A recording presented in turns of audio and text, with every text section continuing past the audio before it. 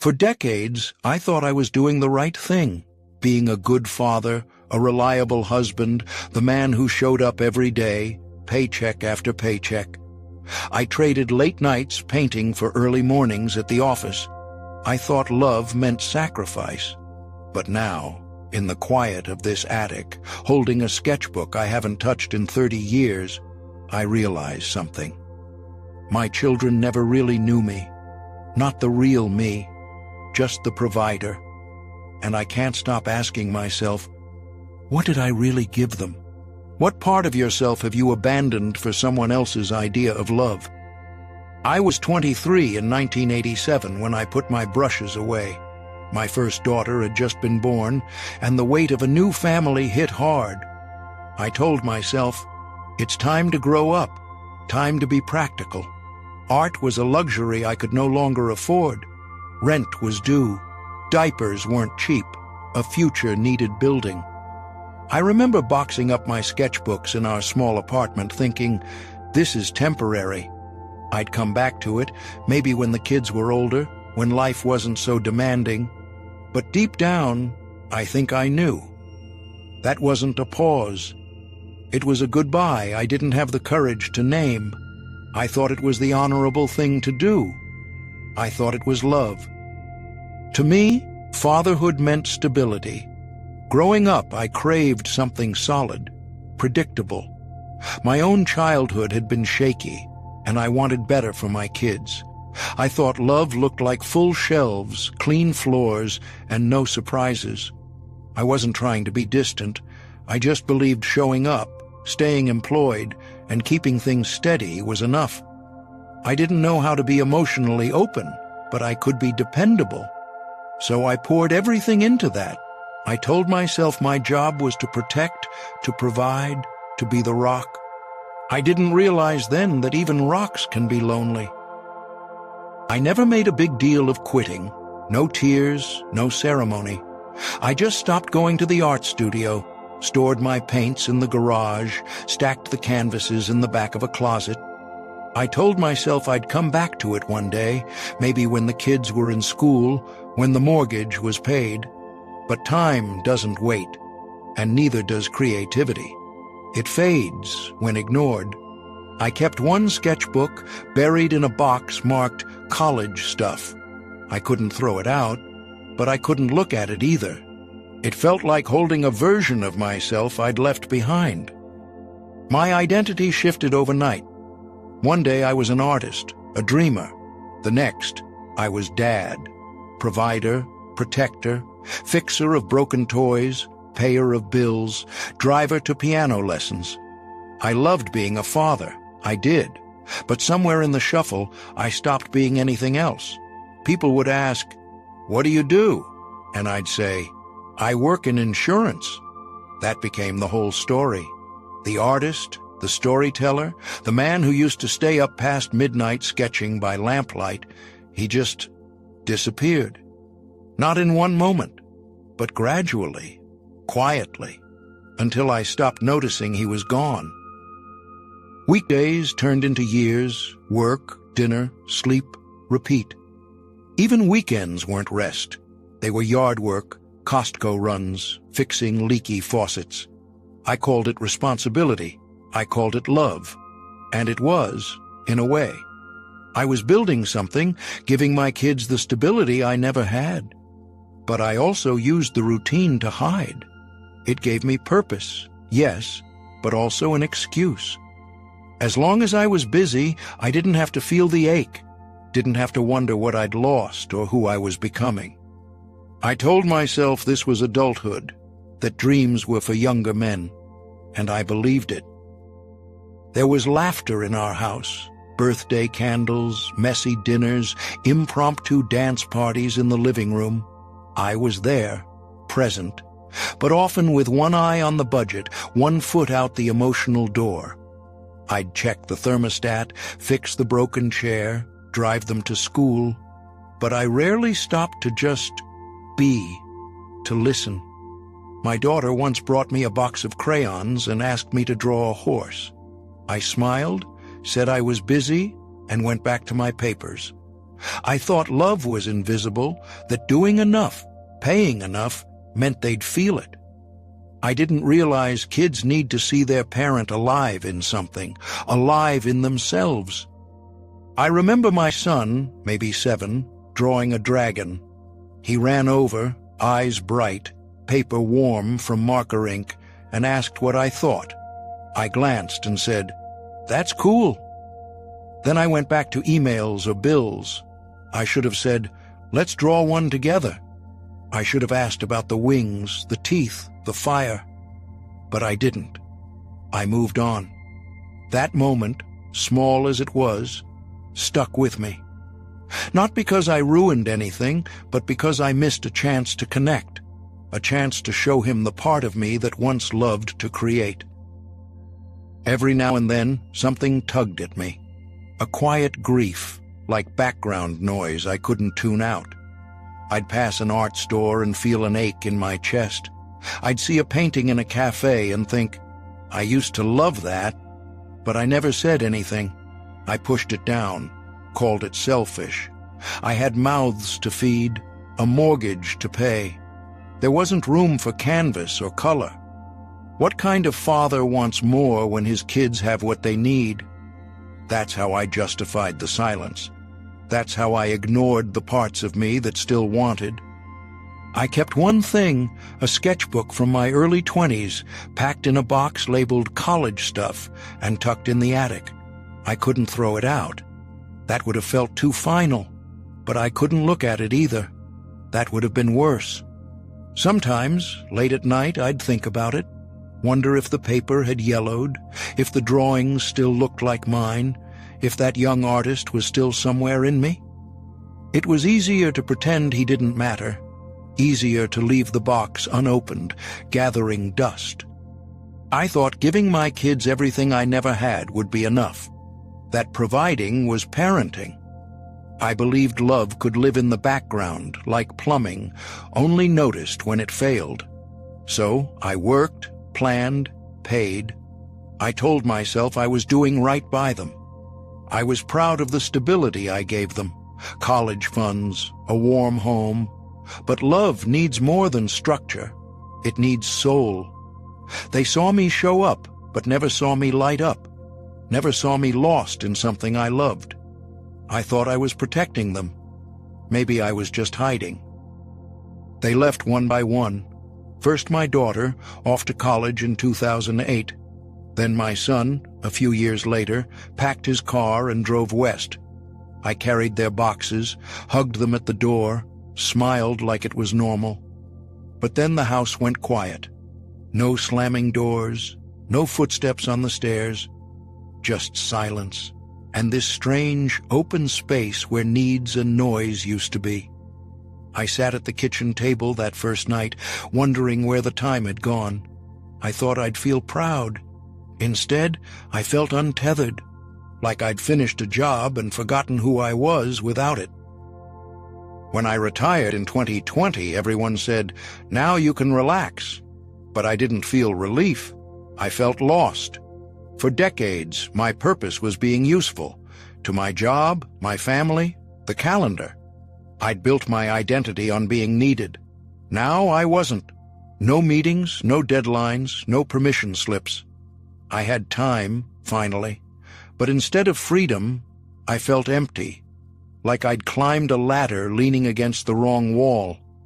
I didn't miss the work. I missed the meaning. Or maybe I missed the distraction from everything I hadn't faced. After retirement, I tried hobbies, golf, gardening, woodworking. Nothing stuck. I'd buy the gear, read the books, then lose interest. I kept drifting to the attic, past that dusty box taped at the corners. I didn't know what I was looking for at first, but every time I saw it, I felt a pull. Inside was the sketchbook I hadn't touched since the early 90s. I knew what it was. I just didn't know if I had the courage to open it. One rainy afternoon, with nothing on the calendar, I opened the box, pulled out the sketchbook. The cover had warped, the paper yellowed at the edges. But the drawings were still there. Portraits, ink studies, little moments frozen in graphite. A street musician, my daughter as a toddler, asleep in her high chair, my own hands. It felt like seeing someone else's life, someone young, someone alive. I didn't cry, but I sat there a long time, flipping pages, remembering a version of myself I hadn't touched in decades. One sketch stopped me cold. My wife, curled up on the couch in 1987, asleep under a quilt. I'd drawn it late at night while she napped, her hand resting on her stomach, the room quiet, light spilling through the window. Seeing it brought everything back. How I saw her then, how I felt. It wasn't just a drawing, it was a piece of memory, of love, preserved in pencil. For the first time in years, I felt connected to something real. Something that wasn't duty or routine, but about seeing. It hit me hard. I'd buried this part of me so deeply I'd forgotten it was there. And if I forgot, what did I give my kids to remember? They know me as dependable, responsible, the guy who paid for college, kept the lights on. But not the part that saw the world in shades and textures, the part that wanted to create, to feel, to leave something behind that wasn't just practical. I hadn't just hidden this from them, I'd hidden it from myself. Now that I'd found it, I couldn't help but ask, why did I let it go? I never told them about my art. Not really. Maybe I mentioned it once. I used to draw in college, but nothing real. I never showed them a painting, never told them about staying up all night on a portrait or dreaming of illustrating children's books. I wonder what would have happened if I had. Would they have seen me differently?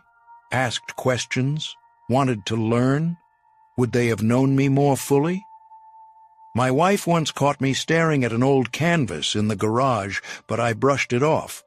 I wish I'd let her ask. Not long ago, I took a photo of an old painting, a simple still life from my 20s, and sent it to my daughter. No caption, just the image. Minutes later, she texted, "I didn't know you could do that." It stung, not because she was wrong, but because she was right. She didn't know. I'd never shown her. I'd spent decades loving her, raising her, providing for her, and yet this entire part of me was a stranger to her. I thought I was being humble, responsible, but maybe I was just scared to be seen. This isn't really about drawing. It's about identity, the parts of yourself you tuck away because they don't seem useful. It's about how easy it is to lose who you are when the world rewards the roles you play. I thought I was strong by staying quiet, putting everyone else first. But maybe I wasn't strong. Maybe I was hiding. Some parts of us feel inconvenient, too tender, too uncertain. So we bury them. We call it maturity. But sometimes it's just fear wearing a grown-up's clothes. When I told my wife about the sketchbook, the regret, she looked at me and said, "I always knew." She said she saw how I'd light up talking about art, even if I rarely did. Then she said something that stuck. "I wish you'd let me in. I could have helped you carry it." That stopped me. I thought I was protecting her from the burden of my dreams, the risk of disappointment. But maybe we both played our roles too well. Maybe the life we built wasn't as safe as it seemed.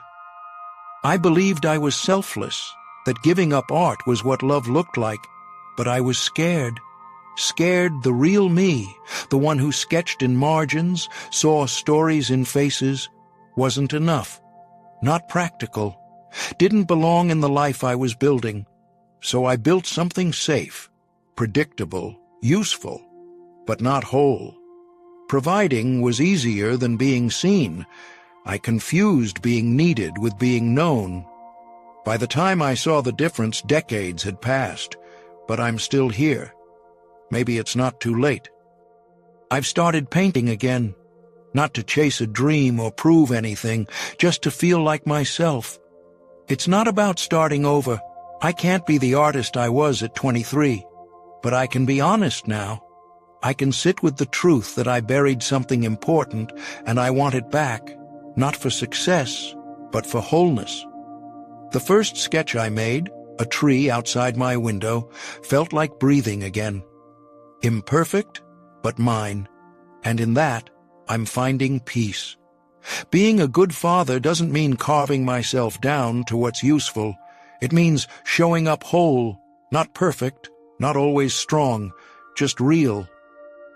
Not long ago, I showed my kids the sketchbook. Not as a big moment, just one page at a time. I said, "This was a part of me. I thought you should see it." They listened, asked questions, smiled. My son said, "This explains a lot." I think he meant it in a good way. I didn't expect them to care. But they did, not because the drawings were amazing, but because they were mine, because they filled in a picture of a father they thought they knew. I used to think love was sacrifice, that the more I gave up, the more I was giving, that the less I asked for, the better man I was. But now, I think love is truth, and I wish I'd told more of it. Not the polished kind, not the version that fits neatly into birthday cards or speeches. I mean the messy truth, the doubt, the dreams, the parts I was scared to share. That's what I hope my kids learn from me now. Not just how to show up, but how to be seen, how to be loved without disappearing. That's the kind of father I still want to be, even now, especially now. I won't pretend I didn't try my best. I showed up. I worked hard. I kept the lights on and the house warm. But doing better now means looking back without flinching. It means saying, yes, I made choices that kept part of me hidden. Not because I didn't care, but because I thought love meant erasing myself. I'm not interested in rewriting that story to make myself the hero. I'm interested in owning it, fully, the good and the lacking. That's the only way forward. Not with guilt, but with clarity. I can't change the past, but I can stop lying to myself about who I am. Maybe my kids won't remember me as an artist. Maybe that's okay. What I hope they remember is that their father kept learning, that he didn't stay stuck in an idea of himself just because it was comfortable. I hope they see that it's never too late to come back to what matters, even if it's just for yourself. I used to think legacy was what you left behind. Now I think it's what you're willing to uncover while you're still here. The truth you live out loud, the parts of yourself you no longer hide. That's the inheritance I hope to give them now. If I could talk to the man I used to be, the one sitting at his desk late at night in the 80s, telling himself dreams were childish, I'd say this: you don't have to choose. Being a provider doesn't mean cutting yourself into pieces. Being a father doesn't mean giving up what makes you feel alive. In fact, the more of yourself you bring home, the better father you might become. Not just present, but whole, human. I'd tell him his kids don't need a superhero. They need a man who shows them what it looks like to live with truth, even if it takes time. So here's what I'll leave you with. Not advice, just a question. What's the part of yourself you've locked in the attic? The part you've decided no one needs to see because it doesn't pay the bills or fit the picture? What would it look like to dust it off? Not to be impressive, not to prove anything, but just to be honest? Maybe it's a single step, picking up a pen, calling a friend, revisiting something you loved. What would it feel like to be known for real? That's what I'm learning to do now, and I hope, if you're willing, you might try too. I thought I was laying to rest the dreamer so the father could live, but now I see I buried the part of me that felt most alive, and the father I became, he was only half the man I could have been. Don't wait as long as I did. If this story meant something to you, I hope you'll stick around. Subscribe if you haven't, It helps me keep making space for honest conversations like this. And if you've got a minute, leave a comment. I'd really like to hear, is there a part of yourself you've put away for the sake of others? And what would it mean to bring it back now? And if you're still with me, there's another story I think you'll want to hear. It's about Ray, a man who built a business from nothing but realized too late what it cost him at home. That video's called "Success Made Me a Stranger to My Son." When you're ready, I'll meet you there.